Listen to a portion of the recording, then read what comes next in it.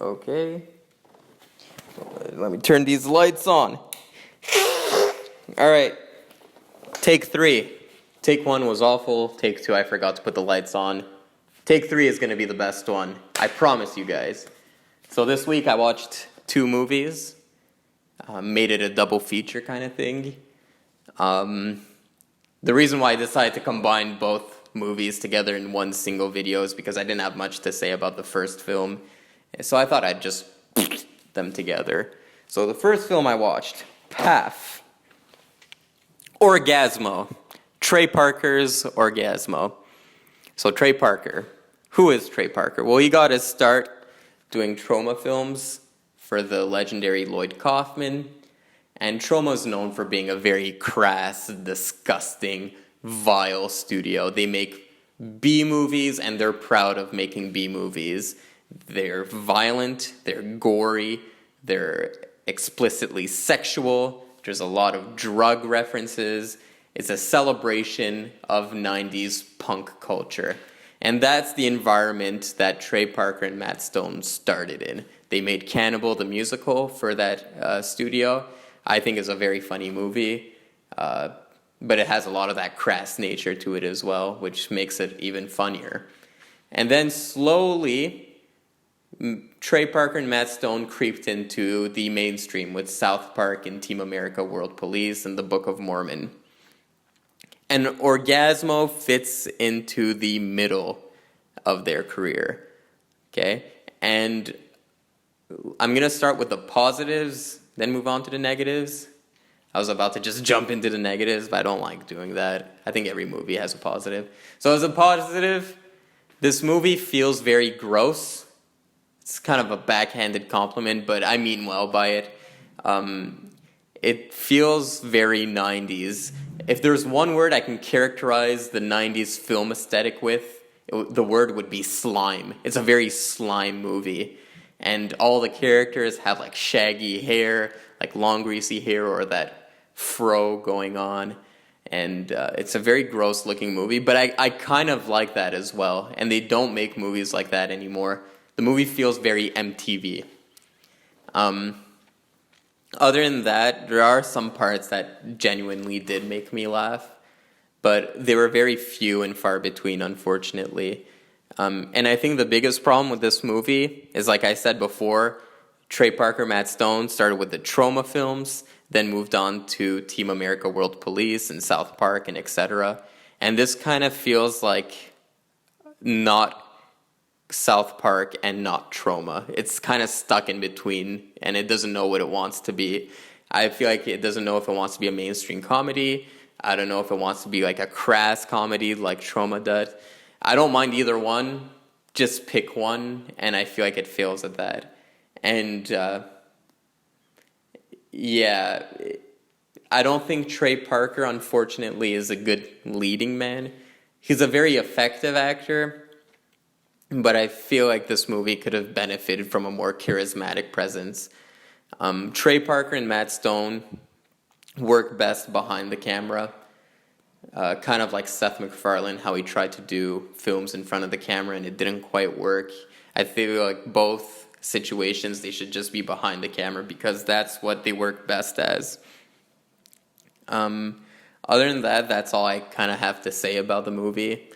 It wasn't as underwhelming as I thought it would be, but at the same time, it's probably the weakest of Trey Parker's comedies. I think Cannibal, the musical, is a funnier movie. I think Team America is a funnier movie. I even think Basketball, which is a movie done by the Zucker brothers, but starring Trey Parker and Matt Stone, I think that movie was a lot more funny too. This one was just a little lacking in the laughs and lacking that trauma style or the style they later developed with Team America and South Park. So overall, I'd give this movie a 5.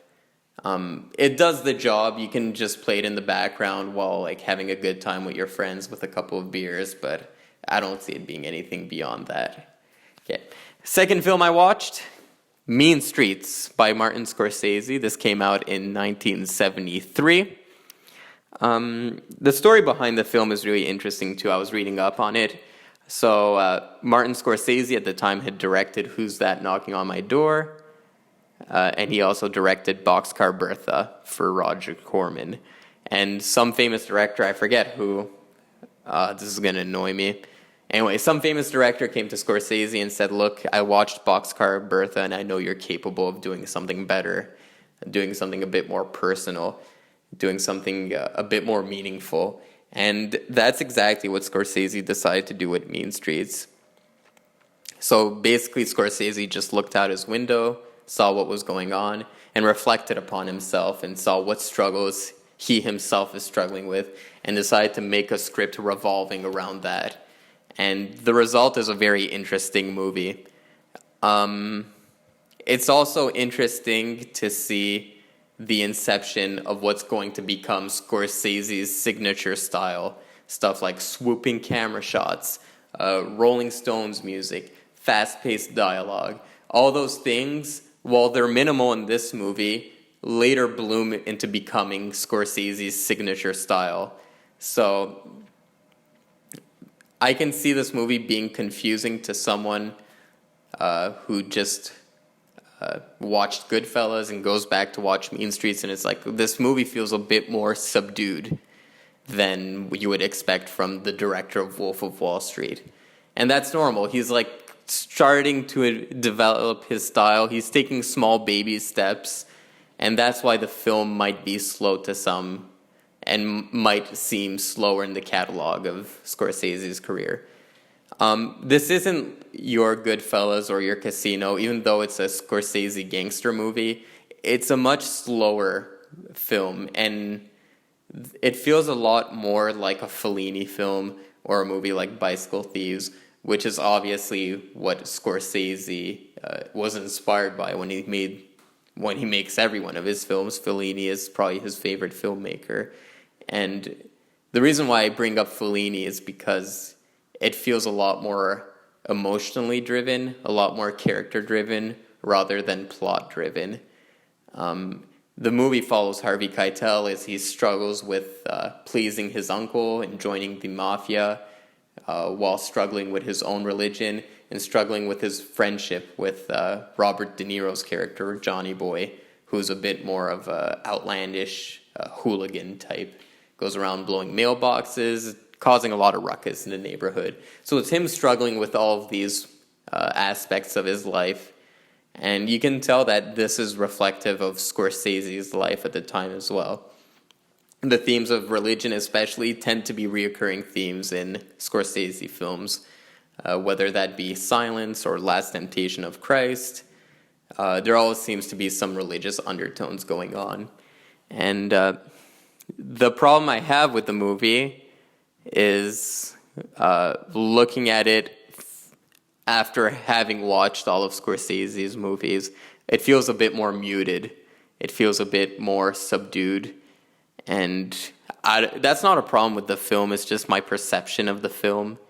But the film also has some budget limitations, which is obviously not the fault of Scorsese. The film cost about $500,000, and half of that budget went to music licensing. Okay, so yeah, the music that's where Scorsese is also starting to develop his style. There's a lot of Rolling Stones music, a lot of doo-wop music. Oh yeah, wait a minute, Mr. Postman. Yeah, kind of sounds like the song that plays when Ray Liotta enters the Coca Cabana in Goodfellas. Na na na na na na na, and then he kissed me. Yeah, but overall, the only audience I can really recommend this movie to would be filmmakers who are really into Scorsese and want to see like him develop his style, because that's basically what this film is. Film also has some interesting plot lines and some interesting character dynamics here and there.